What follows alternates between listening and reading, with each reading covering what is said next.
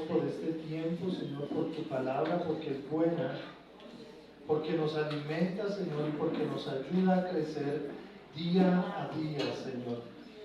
Ponemos delante tuyo el día de hoy esta palabra, Señor. Háblanos, Señor, que sea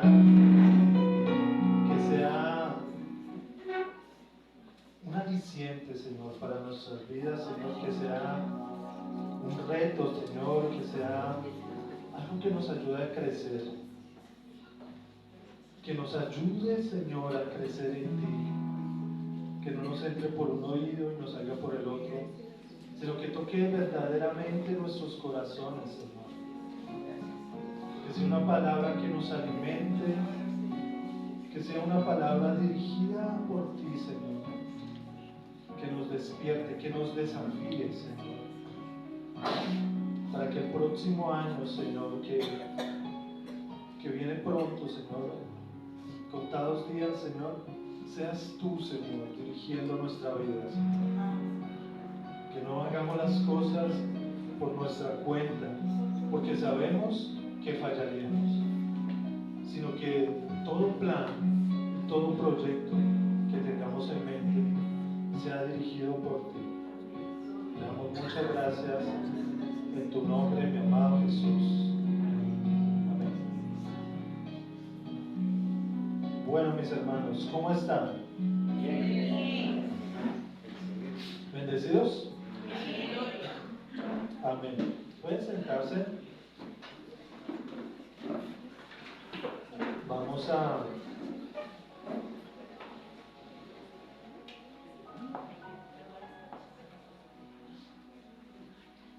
Vamos a escuchar esta palabra que el Señor pues nos regala.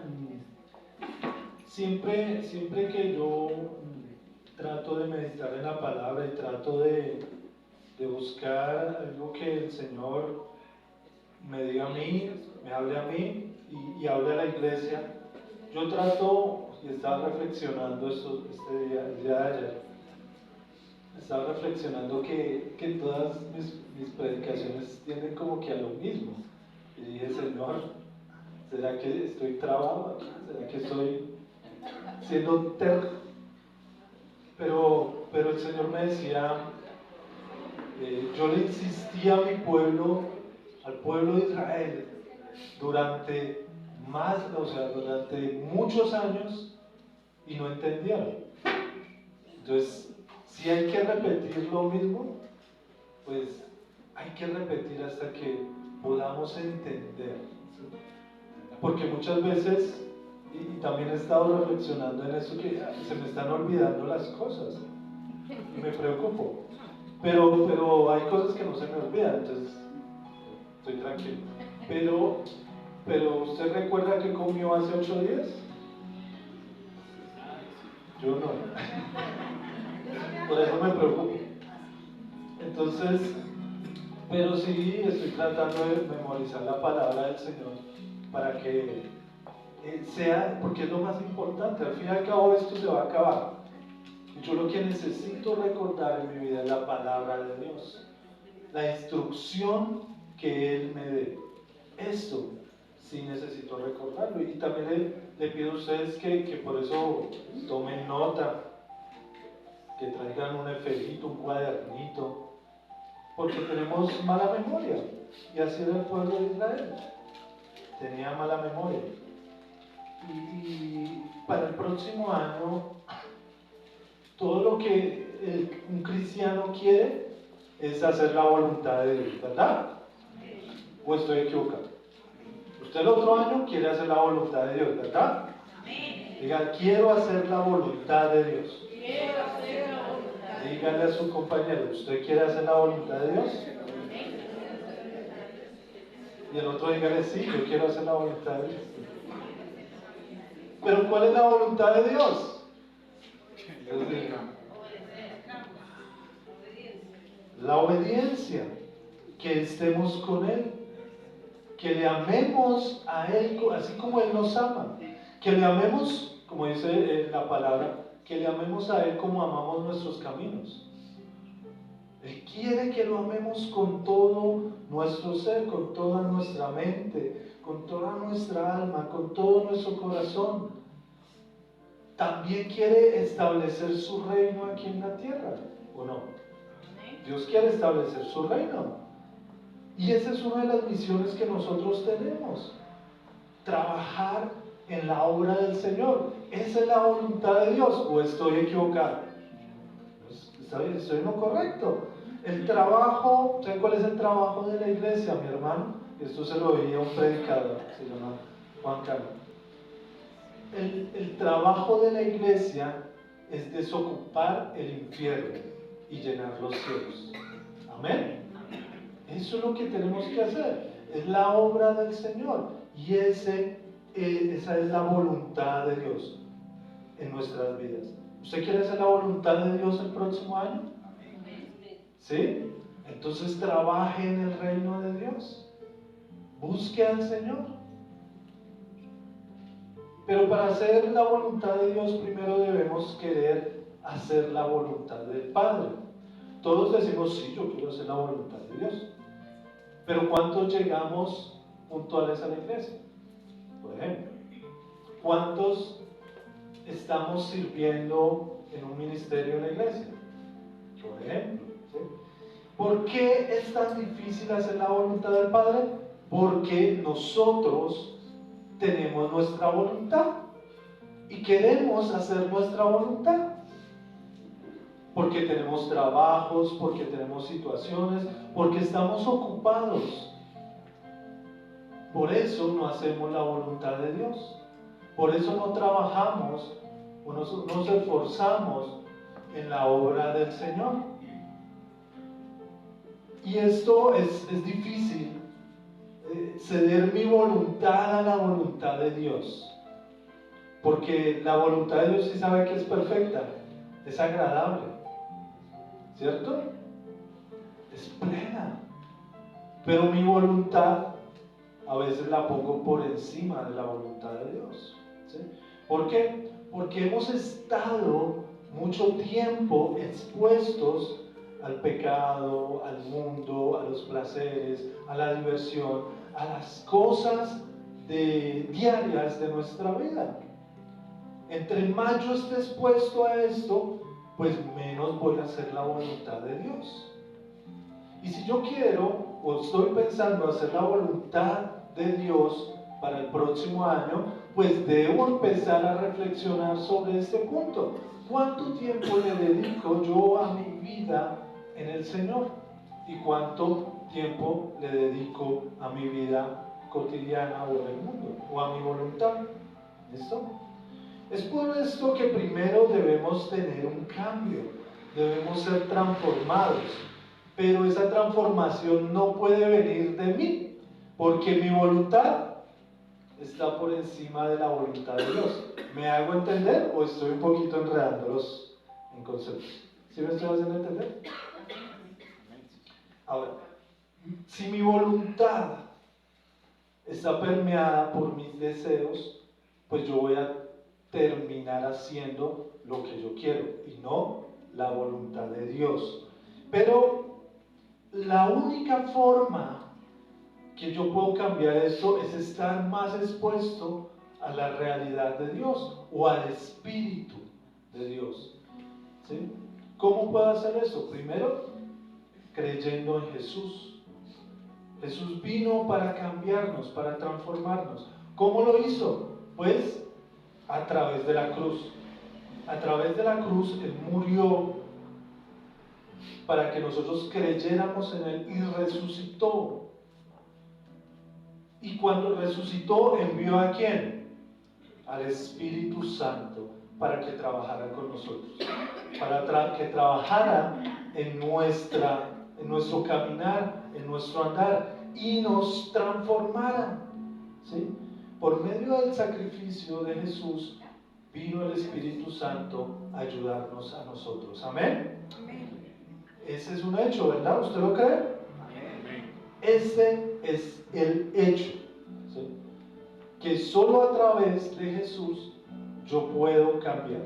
Dígale a su hermano, yo ya lo he dicho, pero dígale a su hermano, Yo no puedo. Él sí puede. Él puede en mí. El Señor es el único que puede cambiarme y transformarme. Por más que usted tenga especialistas, por más que usted tenga psicólogos, por más que usted tenga terapeutas, por más que usted tenga motivadores, ahora también hay coaching, por más que usted tenga personas que lo ayuden, aunque quieran ayudarlo a superar en su vida, el único que puede transformarlo y cambiarlo es Jesús. Diga. El único que puede cambiarme es Jesús a través del Espíritu Santo. Amén. Ese es el hecho. Y por eso es que me encanta a mí el libro de los Hechos de los Apóstoles. Esto también ya lo he hecho. Porque es un libro en donde yo puedo ver realidades. No puedo ver solamente sentimientos o cosas que se dijeron. No, yo veo cambio y transformación en el libro de los Hechos. ¿Estamos de acuerdo? Y no solamente es un libro, porque muchos están debatiendo, muchos teólogos, que no, que eso pasó en esa época. No, mi hermano. Yo lo creo porque pasó en mí. Fue un hecho en mí. Porque lo vivo yo, ¿sí? Y es por eso que muchos cristianos no han podido entregarle su vida y su voluntad al Señor, porque todavía no lo han vivido. De pronto son creyentes, de pronto son salvos, pero todavía el Espíritu Santo no ha transformado sus vidas. Usted se puede preguntar, pero ¿cómo puede pasar eso? Y les voy a traer un versículo aquí, en Juan 1, del 9 al 13. ¿Qué dice? Ya se los leo yo. Juan 1, del 9 al 13 nos dice: aquella luz verdadera que alumbra a todo hombre. ¿Que alumbra a quién? A todo hombre. Venía a este mundo. En el mundo estaba, y el mundo por él fue hecho, pero el mundo no le conocía. A los suyos vino, y los suyos no le recibieron. Mas a todos los que le recibieron, a los que creen en su nombre, les dio la potestad de ser llamados hijos de Dios, los cuales no son engendrados de sangre, ni carne, ni voluntad de carne, ni voluntad de varón, sino de Dios mismo. ¿Usted cree en eso? Amén. O sea que usted ya es un hijo de Dios. ¿Por qué? ¿Por qué qué? Porque ha creído. Porque ha creído. Pero no solamente porque ha creído. Porque la luz de Cristo iluminó su vida. Y si la luz de Cristo iluminó su vida, ¿por qué no hay un cambio? Porque no hay una transformación. Eso es lo que debemos preguntarnos. Eso es lo que debemos meditar. Ahora, si ese es el hecho, ¿por qué no veo el hecho en mi vida? ¿Por qué debo tomar decisiones, mis hermanos? Para que haya una verdadera transformación o un hecho, un facto, debe haber una decisión. Si usted, mi hermano, como creyente, no ha tomado la decisión por Cristo definitiva, no va a haber cambios en su vida. Su vida no va a ser transformada y no va a haber la verdadera voluntad del Padre en su vida. No va a haber la luz que alumbra a todo hombre. Por eso he insistido tanto durante todo este año en la toma de decisiones en nuestra vida. Dejar el pecado, dejar las mañas, dejar los malos hábitos, dejar las costumbres malas. Porque muchas veces no es el pecado, muchas veces es una mala maña. La mala maña de llegar tarde, por ejemplo. ¿Verdad? Hoy se perdieron, el 50% de los que están aquí se perdieron la primera canción. Menos mal. Sí, señor, dice la hermana. Se perdieron la primera canción, la primera alabanza. ¿Saben qué es lo que hace la alabanza en nuestra vida? Y esto también lo he dicho. Por eso me alegro que es que no estoy perdiendo la memoria, sino que se me olvidan cositas. Lo que no me interesa se me olvida. ¿Saben por qué es tan importante la alabanza en la vida? Marcela, ¿por qué es tan importante la alabanza? Porque nos conecta con Dios, nuestro primer paso a la presencia del Señor. Es nuestro primer paso a la presencia del Señor. Le dije a Marcela porque ella me tuvo que hacer una exposición en las escuelas de formación sobre eso. Y es que la alabanza rompe cadenas, rompe yugos, rompe fortalezas espiritualmente. Usted no se da cuenta. Rompe toda barrera, todo obstáculo que usted tenga para acercarse con el Señor, la alabanza lo rompe.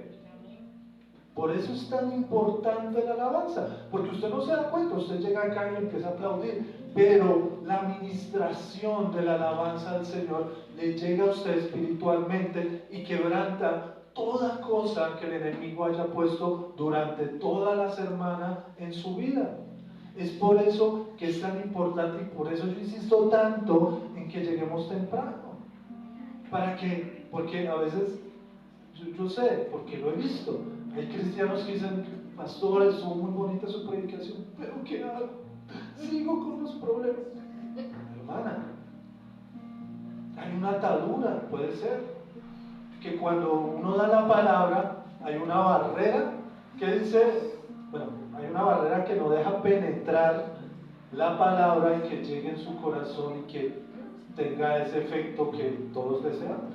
¿Qué dice el versículo del sembrador? Que el sembrador fue tirando la semilla y ¿cuál fue el primer obstáculo? Los cuervos se comían las que caían en la tierra que estaba dura. ¿Sí? ¿Cuál es la representación del cuervo? Dice el mismo Jesús, el enemigo. El enemigo se roba esa palabra y no puede penetrar porque usted no ha tenido un tiempo espiritual, no ha tenido una comunión, no ha tenido una alabanza que derribe toda estructura, que rompa todo yugo, que rompa toda cadena en su vida.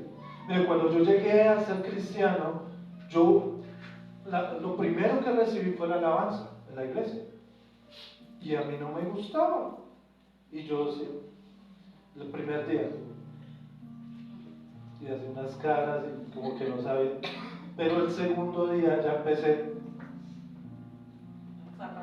zapatear. Y el tercer día ya empecé a aplaudir. Y el cuarto ya me movía por la... Y ahora que me ven yo doy vueltas y me molineo. Amén, ¿qué es eso? Que la alabanza está rompiendo hasta que me suelta y me libera. Si usted todavía es de los que está así, venga más temprano a la alabanza. Venga y reciba de parte del Señor la alabanza. Es por eso, esa es mi insistencia. No es que yo sea cansón y ustedes tengan que timbrar tarjeta acá. No, para nada. Me gustaría tener el tarjetero. Pero es para que el espíritu sea quebrantado. Para que todo corazón endurecido sea ablandado. Porque el Señor puede hacer eso a través de la administración de la alabanza. ¿Amén? Ahora, ese es un hecho. Pero si yo no tomo la decisión, no hay hechos. La decisión es muy importante. ¿Qué hace parte de una decisión? ¿Qué hace parte de una decisión? Pues la decisión es, me voy a levantar más temprano. Voy a poner el celular y apenas suene, me paro y me baño. Esa es una decisión. Y esa es la diferencia entre seguir en lo mismo o hacer el cambio. ¿Sí? Eso es muy importante. Muchas veces nos confundimos y creemos que cuando yo llego a los caminos del Señor, todo va a ser fácil, porque Él tiene el control de todo. Pero debemos reflexionar en cuando yo tomo una decisión. Cuando tomo una decisión, mi hermano, yo debo aceptarla, yo debo amarla, yo debo vivirla, yo debo abrazarla. Yo debo abrazar esa decisión que tomé, irme hasta el fondo con esa decisión. Si es una decisión buena, ¿no? No debe tomar malas decisiones. Si es una buena decisión. Y la mejor decisión que usted puede tomar en su vida es ser cristiano. Seguir a Cristo. Es la mejor decisión. Es la única decisión sensata que puede tomar usted en la vida. ¿Sí? Abrace esa decisión. Ámela. Que si en su trabajo se burlan de usted porque es cristiano, siéntase orgulloso, mi hermano. Dice la palabra que si te vituperan por seguir a Cristo, alégrese, porque está haciendo lo mismo que les pasó a los profetas, que se burlaron de ellos, los apedrearon y los ignoraron. A los discípulos les pasó lo mismo, entonces está por buen camino. Si se burlan de usted, pues alabado sea el Señor y siga. Si se burlan que porque usted no va a tomar con ellos, hermano, pues yo ya tomé una decisión, yo estoy en Cristo Jesús.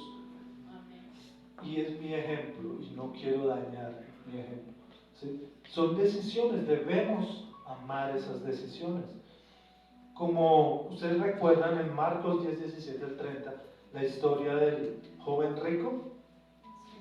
¿Sí se acuerdan de la historia?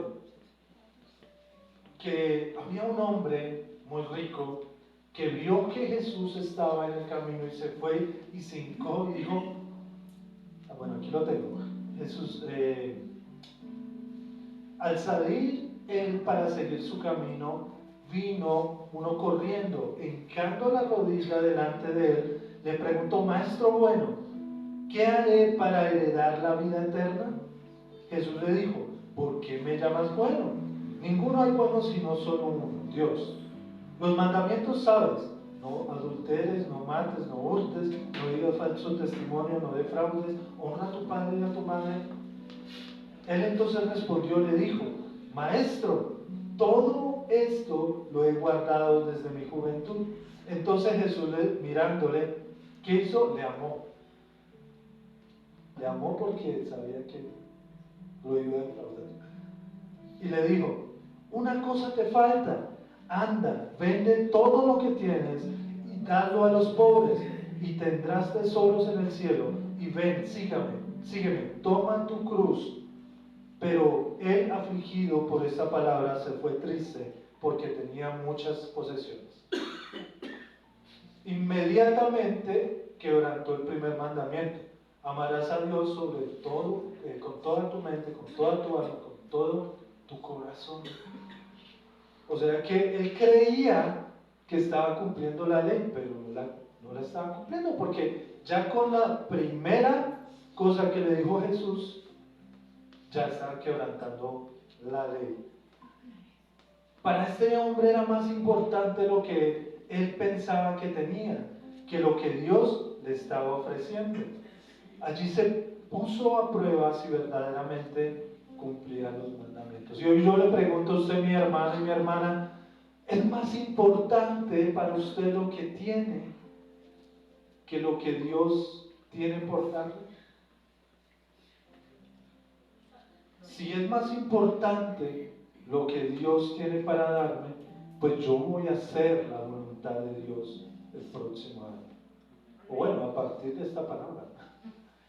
No voy a esperar esos 3 días de desorden para el próximo año. Sí, porque echa la ley, echa la trampa.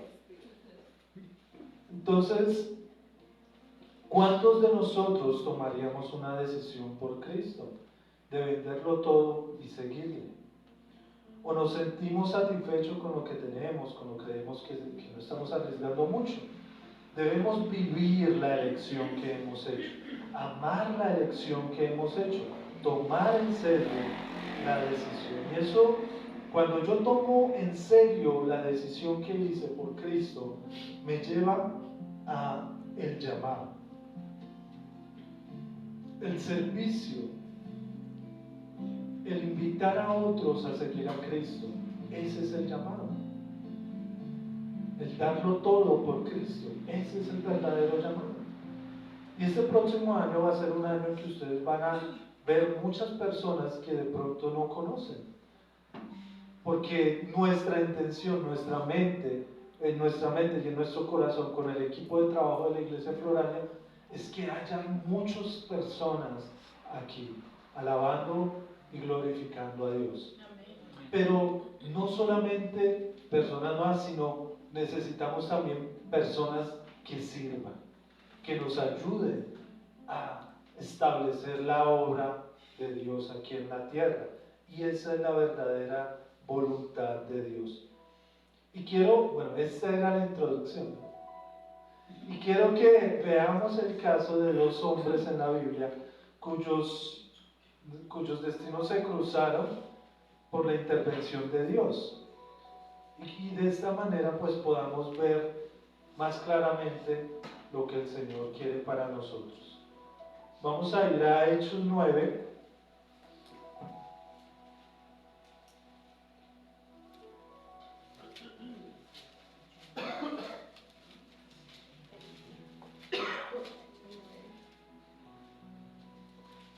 ¿Lo tenemos? Dígame. Esta es la historia y es el caso de Saulo de Tarso. Saulo era un hombre perseguidor de la iglesia y se convirtió en Pablo, el que hizo la mitad prácticamente del Nuevo Testamento. Está plasmado por él, porque hubo un hecho, porque tomó una decisión y respondió a un llamado. ¿Sí? Entonces, la palabra se llama hubo un hecho, tomó una decisión y respondió a un llamado. Dice Saulo, Hechos 9:1, dice: Saulo, respirando una amenaza sin muerte contra los discípulos del Señor, vino al sumo sacerdote y le pidió cartas para las sinagogas de Damasco, a fin de que si hallase algunos hombres o mujeres de este camino, los trajese presos a Jerusalén. ¿Qué dice la palabra ahí? Dice que Saulo, respirando aún amenazas y muerte. Yo veo esto y leo las cartas paulinas y se me hacen dos personas completamente diferentes, ¿no? Pablo tuvo una transformación radical en su conducta. Era un hombre que tenía toda la intención de hacer mal a los cristianos, y dice la palabra que respirando amenazas y muerte, o sea, si se le pasaba un cristiano por el frente, ¿qué iba a hacer? O cogerlo preso, o si se resistía, matarlo. Porque en su ser, en todas sus entrañas, había amenazas y había muerte, ¿sí? Él tenía el objetivo de acabar con el cristianismo, y hubo un cambio radical en Saulo, ¿sí o no? ¿Lo podemos ver? Hay un hecho, esto es un hecho, y es un hecho que se derivó de una decisión que él tomó. Pero vamos a ver cómo tomó esa decisión. Sigamos al siguiente versículo. Dice: mas yendo por el camino, aconteció que al llegar cerca de Damasco, de repente le rodeó un resplandor de luz del cielo, y cayendo en tierra oyó una voz que decía: Saulo, Saulo, ¿por qué me persigues? Tuvo que venir el mismo Jesús para cambiar la vida de Saulo. O sea, sí servía de máquina este Saulo para que tenga que venir el mismo Jesús a transformarlo. Él sí no vino un apóstol, o no vino un discípulo de Jesús, o no vino un hermanito de la iglesia a decirle, hermano Saulo, conviértete, porque el Señor sabía que si pasaba alguno de esos, Saulo lo cogía y lo echaba preso o lo mataba, porque en la mente de Saulo había un objetivo. ¿Cuál es su objetivo, mi hermano? ¿Cuál es su objetivo para el próximo año? ¿Tener casa, carro y beca? ¿Cuál es su objetivo? ¿A qué le está apuntando? Servirle más al Señor. ¡Amén! Uy, gloria a Dios, un aplauso. Pero entre más lo griten, más se le va a demandar, ¿verdad? No, servirle. Ese debe ser nuestro objetivo. Hallar una forma en su mente de que todas esas responsabilidades y de todas esas cosas se encaminen para servirle al Señor. Ese debería ser nuestro objetivo. Amén. Ahora, el 4 dice, cayendo en tierra, oyó una voz que decía, primero se iluminó todo, ¿no? Vino la luz, como dice en el versículo que les leí, en Juan 1:9. La luz del mundo vino. Porque es que a veces creemos que nosotros cambiamos por nuestra propia opinión. No tuvo que venir la luz. Si la luz no hubiera venido a mi vida, yo no hubiera sido transformado, mi hermano. Y así le pasó a Saulo. Vino la luz y lo cambió y lo transformó y lo dejó ciego. Y en el 5, él dijo, ¿quién eres, Señor? Y le dijo, yo soy Jesús, a quien tú persigues. Dura cosa te es dar cosas contra el aguijón. ¿Saben qué quiere decir esa frase?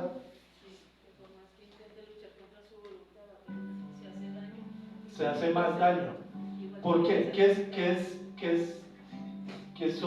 el aguijón? ¿Y qué son las cosas? Lo que pasa es que en la antigüedad los burros o las mulas tenían que ser latigados con una vara que tenía una punta y a esa le llamaban aguijón. Entonces, al darle el palazo a la mula, pues la mula respondía. Pero había mulas tercas que hacían esto y daban la patada, que es el coce. Entonces, al dar el coce, pues le pegaba el que las estaba manejando, le daba con la vara en la pata, le dolía más. Entonces, dura cosa te es dar cosas contra el aguijón. Y a veces que nuestra voluntad, queremos hacer nuestra voluntad y démosle. Y por eso es que nos va mal en la vida. Y por eso es que cada vez es más duro. Porque estamos dando cosas contra el aguijón. En vez de decirle, listo, Señor, ya entendí. ¿Cuál es tu voluntad? Quiero seguir tu voluntad en mi vida. Ayúdame. Y seguir la voluntad de Dios. El 6 dice, él temblando, ¿quién? Saulo, y tembloroso, dijo, Señor, ¿qué quieres que yo haga? Y el Señor le dijo, levántate y entra en la ciudad y se te dirá lo que debes de hacer. Y los hombres que iban con Saulo, se pararon atónitos oyendo la voz, mas sin ver a nadie. Saulo preguntó cuál era la voluntad, porque hasta ahí no conocía. Él se desarmó, estaba confundido, sin dirección. Muchas veces andamos así, sin dirección. No sabemos para dónde vamos. No tenemos un rumbo establecido. Llegan los años, pasa nuestra vida y no hemos hecho nada. Cuando usted se da cuenta, tiene 40, 50, 60 años y está perdido y no sabe ni qué hacer. ¿No le ha pasado? A mí me pasó. Yo tenía 38 años y yo decía, 36 años y decía, ¿y yo para dónde voy?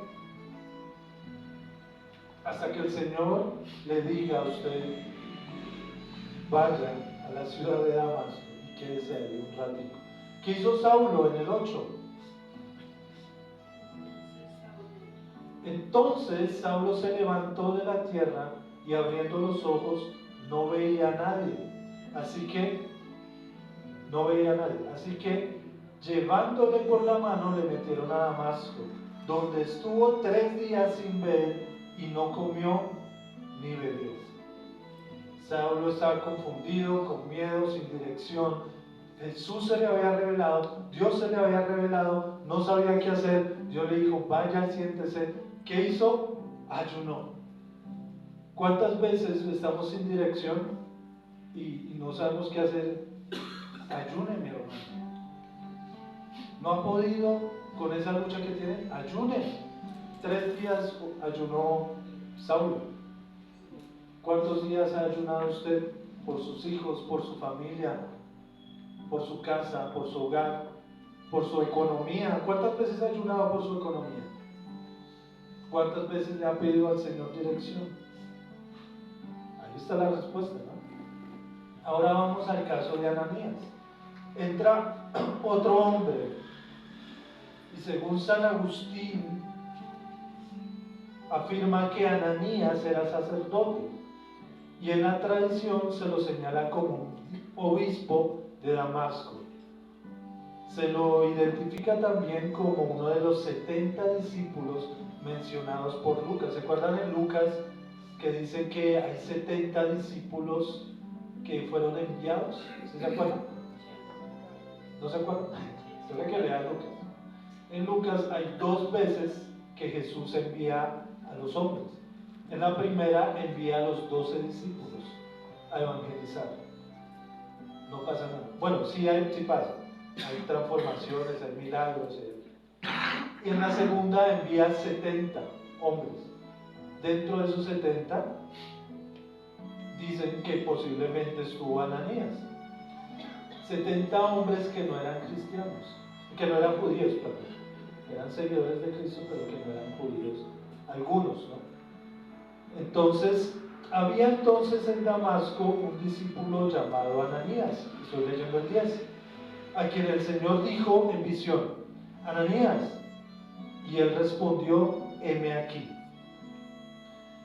Y el Señor le dijo, levántate y ve a la calle que se llama Derecha y busca en la casa de Judas a uno que se llama Saulo de Tarso, porque he aquí él ora y ha visto en visión a un varón llamado Ananías que entra y le pone las manos encima para que recobre la vista. Entonces, Ananías era una persona ya formada en el Señor, era discípulo del Señor, porque si dicen que era de los 70 que habían ido a una de las evangelizaciones que hizo Jesús, entonces era discípulo directo de Cristo. Y él estaba esperando el momento, estaba esperando su misión, su verdadera misión. ¿Cuántos de los que están aquí están esperando una misión de Dios? Muy poquitos. Yo creo que todos dicen, todos. Yo estoy esperando que el Señor diga, vaya a las naciones y hable con reyes y transfórmelos. Yo quiero ver el reino de los cielos bajar y ángeles y ver cosas que ojo no vio ni oído ha escuchado. Eso es lo que yo quiero hacer, mis hermanos. Y así estaba Ananías, estaba piloso, estaba deseoso, estaba orando, estaba fuerte, estaba vital, y todo lo contrario a Saulo. Saulo hasta ahora era un recién convertido, hasta ahora Jesús se le apareció, pero Ananías la tenía clara. Dice, heme aquí, Señor. ¿Qué dice Ananías? Heme aquí. O sea, escuchó la voz del Señor y heme aquí, la tenía clara. Él sabía que ya había una misión. ¿Y qué le dice el Señor? Listo, Ananías, coja un avión y vaya a las naciones y predique. No. Le dice, Ananías, ve a la calle que se llama Derecha. Es como si usted le dijera, hermanito Leonardo, vaya aquí a la esquina y me hace un mandado. No era lejos, no era algo fuerte, pero sí había alguien difícil. ¿Quién estaba? Saulo de Tarso. nada más y nada menos que Saulo, el que perseguía a los cristianos, el que mataba el que respiraba amenazas y muerte contra los cristianos. ¿Y qué dice Ananías? El 13. Entonces Ananías respondió: Señor, he oído muchas cosas acerca de ese hombre, cuántos males ha hecho a tus santos en Jerusalén, y aún aquí tiene autoridad de los principales sacerdotes para prender a todos los que invocan tu nombre. Entonces dice: uy, Señor. Ananías le dice al Señor, pues yo voy, pero mire, usted sabe quién es Saulo, como si el Señor no lo supiera.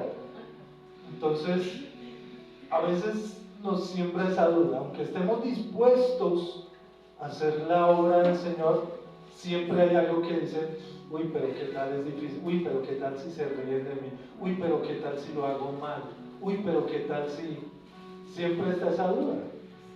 Y este es el momento de decisión de Ananías. Porque Ananías, aunque estaba preparado, que estaba dispuesto, y le dijo al Señor: heme aquí, así como los hermanos aquí dijeron: heme aquí, el próximo año voy a servir, se presentó un obstáculo, que era que tenía que predicarle a Saulo de Tarso.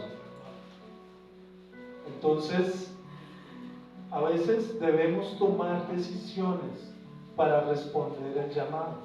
El llamado no es solamente que el Señor me llamó y yo digo: heme aquí, haz de mí lo que tú quieras. No, es dar ese paso y decir: heme aquí, pero yo voy. Aunque sea difícil, aunque toque predicarle al ñacas de aquí del barrio, ¿verdad? A veces a nosotros nos toca predicarle al más changuita aquí del barrio. ¿Y quién va a ir? Pues le toca a usted, hermano. No hay otro, lo llamaron a usted. Este era el momento decisivo de Ananías. Tenía que vencer el miedo. Había oído mucho de Saulo, que perseguía cristianos, que era malo, y Dios quería llevarlo a la boca del lobo. Quería hacer, bueno, él no quería hacer la voluntad de Dios, pero la hizo. Él tuvo dudas, pero hizo la voluntad de Dios. Y dijo el Señor, en el 15: ve, porque instrumento escogido me es este para llevar mi nombre en presencia de los gentiles y de reyes y de los hijos de Israel, porque yo le mostraré cuánto le es necesario padecer por mi nombre. Y aquí vemos las dos caras de la moneda. El precio que hay que pagar por servir en el nombre del Señor, ¿sí? Una cara es llevar el nombre en presencia de gentiles, de reyes y de los hijos de Israel. Y esa parte todos la queremos, ¿cierto? Llevar el nombre del Señor y que lo escuchen y que se arrepientan y que lo reconozcan, porque nosotros sabemos que va a haber un reconocimiento. Pero el lado B de la moneda, o el lado B del cassette, es: le mostraré cuánto le es necesario padecer por mi nombre. Y esa parte ya nos resulta un poquito difícil a todos. El llevar el nombre del Señor sí, pero el padecer por el nombre del Señor, a veces no, ¿cierto? El Señor es claro aquí. El Señor no nos oculta nada. El Evangelio no es solamente prosperidad, mis hermanos. El Evangelio no es fácil. Parece fácil, pero no es fácil. Y ahí radica la decisión que usted tome. Si lo va a hacer a pesar de que haya momentos malos, de que lo critiquen, de que en la iglesia le hagan mala cara, de que las personas se burlen de usted, de que a veces lo traten mal, o a veces, en casos extremos, lo saquen a piedradas. ¿Lo va a hacer a pesar de? ¿Lo vamos a hacer a pesar de? Entonces, en el 17, fue entonces Ananías y entró en la casa, y poniendo sobre él las manos, dijo: hermano Saulo, el Señor Jesús, que se te apareció en el camino por donde venías, me ha enviado para que recibas la vista y sea lleno del Espíritu Santo. Y vemos dos cosas acá. Ananías fue. Y Ananías no tenía que ser el super duper para poner las manos y que Saulo recibiera el Espíritu Santo. Saulo ya había creído en Jesús porque lo vio de frente, porque se le apareció, pero no había recibido el Espíritu Santo. Y ahí es donde yo digo, wow, como dice el perro, wow, wow, wow, wow. A veces somos cristianos porque creemos, pero ¿cuántos hemos recibido del Espíritu Santo? ¿Cuántos verdaderamente estamos dispuestos a ir por medio del Espíritu Santo a hacer la obra del Señor? Y recibió el Espíritu Santo, y después ¿qué hizo? En el 18, y al momento le cayeron de los ojos como escamas, y recibió la vista, y levantándose fue bautizado. Saulo recibió la vista y cayeron escamas. Y habiendo tomado alimento, recobró las fuerzas, y estuvo Saulo por algunos días con los discípulos que estaban en Damasco. A pesar de que Saulo era el que conocía la ley, conocía la Torá, él dice en sus propias cartas que estudió bajo los pies de Gamaliel, que Gamaliel era un erudito en esa época de la palabra de Dios.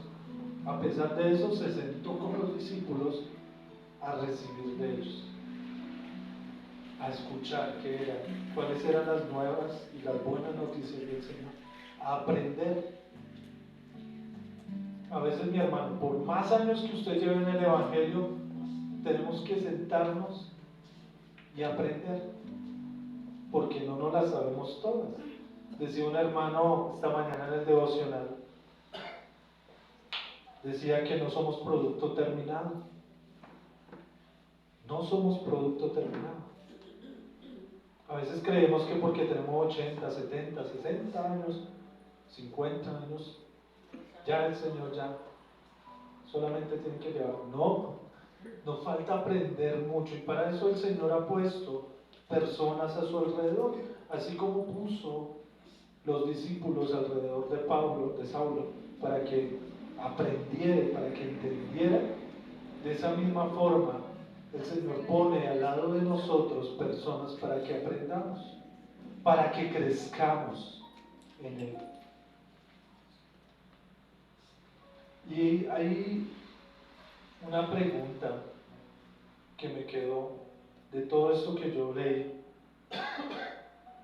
y es que Saulo recibió del Espíritu Santo, y ahí en Hechos 19,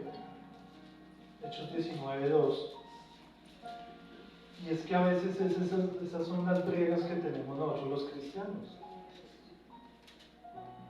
porque de pronto hemos creído en Jesús, pero nos cuesta tanto hacer la voluntad de Dios, porque quizás no hemos recibido el Espíritu Santo. Quizás nuestros corazones ponen una barrera para recibir del Espíritu Santo. Porque si yo tuviera el Espíritu Santo, haría la voluntad de Dios en mi vida. Esa sería mi delicia, sería mi deleite. Pero tenemos tantas cosas, tantas capas. Y yo sé que esto de pronto suena doctrinalmente un poco confuso, pero una cosa es creer, mis hermanos, y otra cosa es dejar que el Espíritu obre en mí, en mi vida. Ceder la voluntad es difícil, O si no, pregúntele a su esposa o su esposo, que no hace lo que usted quiere, porque no hace su voluntad, hace la que él quiere. ¿Es verdad? Cuando usted convive con una persona durante mucho tiempo, hace lo que quiere, no hace la voluntad o no hace la voluntad. Pero debería ser la voluntad de Dios, y eso para usted también, ¿no? Por eso usted no hace la voluntad de Dios, porque usted es terco, usted quiere hacer su voluntad, usted está como el burro. Perdón, se lo fue, perdón.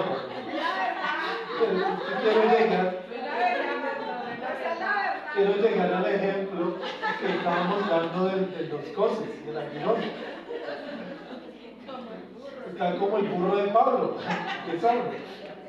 Estamos dando cosas y cosas contra el aguijón, porque queremos hacer nuestra voluntad y no la voluntad de Dios.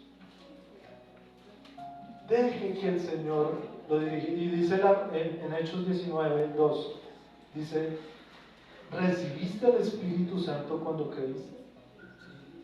Porque estos eran discípulos que habían sido bautizados en el nombre de Jesús, en arrepentimiento, pero no habían recibido el Espíritu Santo. O sea, eran discípulos, pero no habían recibido el Espíritu Santo. Y eso es lo que me pone a preguntarme: ¿será que la briega de muchos cristianos es esto? Que de pronto creemos en Jesús, pero no hemos recibido el Espíritu Santo. Entonces, mis hermanos, el Señor quiere hacer herramientas útiles para su obra. Así como le dijo a Pablo, Él quiere hacernos instrumentos para su obra. Esa es la voluntad de Dios. No piense que es que usted tenga más plata, que usted mejore su economía, que quiten el presidente, que cambien las cosas, que su familiar quiere que se convierta. Sí, Él quiere que su familiar se convierta, pero primero, ¿qué está haciendo usted para la obra de Dios? ¿Cuáles son los caminos que usted está recorriendo para el Señor? ¿Qué es lo que yo debo hacer este 2026? ¿Mi voluntad o la voluntad de Dios? La voluntad de Dios. Entonces abrace esa decisión, mi hermano. Ame esa decisión. No sé, confórtese con esa decisión. Cuando vengan días duros, diga, como mi hermana nos decía ayer, yo le decía, bueno, voy a decir lo que decía mi hermana Silvina. Decía: yo quiero estar en tu presencia, tú eres el único, yo estoy contigo, no quiero hacer nada más que estar contigo, no quiero a nadie más sino estar contigo en tu presencia. Esa es la verdadera voluntad del Señor, y servirle a Él, honrarle a Él, seguir los caminos de Él, buscarle a Él, leer más la palabra, dejar el Netflix, dejar el computador a un lado y estar más conectados con la palabra. Yo sé que aquí hay hermanos que hacen maratones de 8 o 12 horas de Netflix, ¿cierto? ¿Cierto que sí? O bueno, si no es Netflix, es Disney o HBO, hay hartas plataformas. O pegados en el celular por la noche, o viendo videos en YouTube, y suben, y suben, y suben, y suben, y no se sacian, y hágale, y el tiempo se les va, y la vida se les va, y se les va, y usted se da cuenta, y sus hijos crecieron, y sus hijos son desobedientes, y sus hijos hacen lo que quieren, y usted, ¿qué ha hecho en su vida? Se le fue subiendo el Facebook y el YouTube. Qué triste gastar la vida en eso, de verdad que es triste. Y a veces me pasa, a veces yo estoy atrapado, cuando me doy cuenta digo, no, cojo un libro, una Biblia, y empiezo a leer, y empiezo a meditar en la palabra. Eso es lo que quiere el Señor, hacer la voluntad de Él.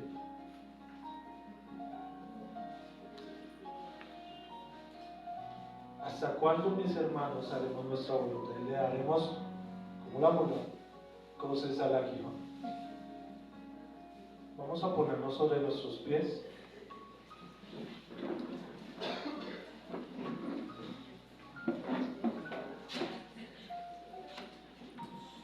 Saulo se convirtió en Pablo, el predicador, el que no se dejaba de nadie, el que transformó culturas, el que nos trajo la palabra de Dios a nuestra época, el que escribió la mitad de los libros, de los últimos libros del Nuevo Testamento. Se convirtió en ese hombre que Dios utilizó para una obra. ¿Y qué va a hacer de nosotros? ¿Qué va a hacer de nuestras vidas? Si queremos que el Señor nos utilice, nos use como sus herramientas, nos cambie, nos transforme. Por eso digo que a veces yo empiezo a sonar como canzón, porque durante todo el año he insistido en esto, pero no voy a dejar de insistir hasta que no vea una iglesia que la mayoría son los servidores, que la mayoría están dispuestos a hacer la voluntad del Señor, que la mayoría están dispuestos a recibir de la palabra de Dios, a estudiar de la palabra de Dios, a ser transformados, porque para mí sería muy fácil solo predicar y ya, pero yo necesito un equipo, yo necesito ver vidas transformadas, yo necesito ver personas cambiadas por la obra del Señor. Amén. Y si de pronto usted siente o piensa que se ha alejado del Espíritu Santo, lo invito a que el día de hoy haga una oración sincera y le diga al Señor que quiere vivir esa vida que el Señor le prometió. Y lo invito a que levante sus manos y se rinda al Señor. Porque a veces, mis hermanos, yo sé que a veces no tenemos fuerzas. A veces es duro luchar, pero porque lo estamos haciendo en nuestras propias fuerzas. A veces las circunstancias de la vida nos mandan cosas, y discusiones y peleas, pero porque lo estamos haciendo en nuestras propias fuerzas. ¿Cuánto estamos dependiendo del Señor? ¿Cuánto estamos dependiendo del Espíritu Santo de Dios? ¿Cuántos de nosotros hemos invitado al Espíritu de Dios a entrar a nuestras casas? Y le hemos dejado un altar. Y lo buscamos de mañana. Y buscamos y pedimos su consejo. Y lo escuchamos. A partir del próximo año, la rema de la cruzada y de nuestra iglesia va a ser sembrando y cosechando juntos. Pero el que hace la siembra y la cosecha es el Espíritu Santo, a través de nosotros. Por eso tenemos que ir con Él. Y si usted no le da lugar al Espíritu de Dios en su vida, va a ser muy difícil, va a bregar, va a dar cosas, va a ser todo más complicado. Entonces le digo en esta mañana que se rinda ante el poder del Señor y que levante sus manos en señal de adoración. Le cante esta canción diciendo que no hay como Él, que es el único que puede cambiar y transformar las vidas. Pero, mi hermano, hágalo un hecho, tome la decisión, hágalo realidad, levante sus manos de verdad. No se quede ahí esperando a que levante sus manos y dependa de Él. A veces queremos hacer nuestra voluntad, mi hermano. Pero levante sus manos hacia el Señor. Que venga a su vida. Que el Espíritu Santo de Dios venga a su vida. Que sea derramado el Santo Espíritu de Dios en su familia, en sus circunstancias, en su caminar, en su andar. Haber recibido el Espíritu Santo de Dios, lo conocen. ¿Conoce el Espíritu Santo, mi hermano? Este es tiempo para que usted reciba del Señor, reciba el Espíritu Santo en su vida, le abra la puerta al Señor, porque a veces lo tenemos ahí afuera esperando. No abrimos nuestra casa, no abrimos nuestra habitación, no abrimos nuestra mente, nuestro corazón para recibir al Señor. Ábrale la puerta, reciba el Espíritu de Dios en su vida, en su familia, en sus circunstancias, en todo lo que se le ha hecho difícil en este 2025. Y va a ver cómo el 2026 va a ser diferente. Porque va a obrar el Señor en su vida, va a obrar en su familia, porque la voluntad de Él va a ser perfecta en su vida.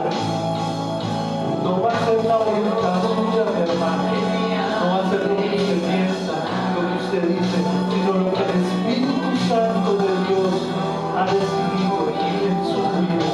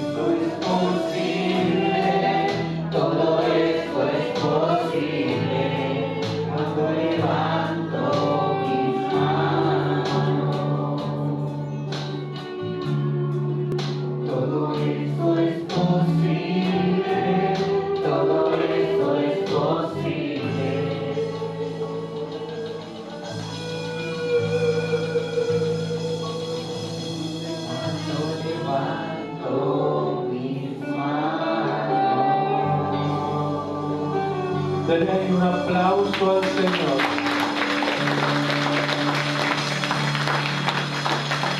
Porque miren, hermano, todo eso es posible si usted toma la decisión de levantar sus manos. Si usted no lo decide, no va a ser posible. Pero el Señor se revela y fluye cuando uno quiere, cuando uno cede su voluntad, cuando uno toma la decisión de seguirle, de servirle. Ahí es donde es posible, donde es un hecho. Los hechos de los apóstoles no solamente fue para esa época, para esta época también son realidad. Amén. Amén. Hágalo.